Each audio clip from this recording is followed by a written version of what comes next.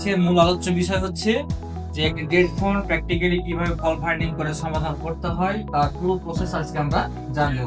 পূর্বে আমরা জেনেছি একটা ডেড ফোনের স্টেপ অর্থাৎ কিভাবে চেক করলে আমরা প্রবলেমটা খুঁজতে পারি, আমরা সেটা থিওরিক্যালি জেনেছি।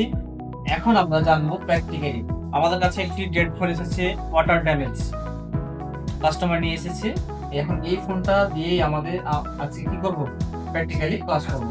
তো প্রথমত আমরা একটা কাস্টমার থেকে ফোন নিয়ে আসি, দেখবো কি আই চার্জারে চেক দিব কিরকম সেন্স করছে, রিডিং কি আমার আসছে।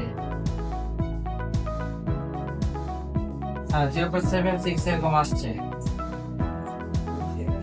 তো 0.76 আসছে। তো আমরা কি থেকে ধারণা করতে পারছি, এটা আমাদের চলে যাচ্ছে, ওঠানামা করছে, ফ্লাকচুয়েট যেটাকে বলি আমরা। আচ্ছা, কিভাবে এটা ধাপে ধাপে এগোনো যায় এবং এখানে সমাধানটা কিভাবে হয় এবং প্রবলেমটা বুঝতে পারি কিনা, এই 10টা স্টেপ 8টা স্টেপ।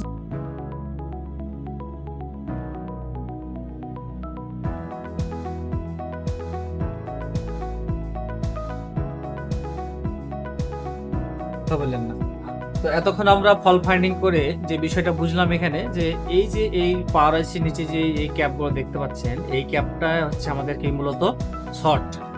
যেহেতু এই ক্যাপগুলো শর্ট দেখাচ্ছে, লাইনটা হচ্ছে ভিডি ওর লাইন এক শর্ট। এই লাইনটা আমরা দেখতে পাচ্ছি কি পাওয়ার আইসি থেকে বের হয়ে সরাসরি কোথায় যাচ্ছে, সিপিইউতে যাচ্ছে।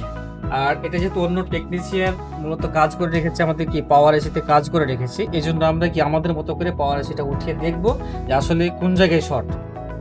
যদি উঠানোর পরে দেখি যে কি শর্ট রয়ে গেছে, তাহলে আমরা সিপিইউতে না, এখানে উঠানোর পরে শর্ট কেটে গেছে, তাহলে আমরা আবার রিভোল্টেবল করে বসিয়ে দেখবো। ঠিক আছে, এই পর্যন্ত।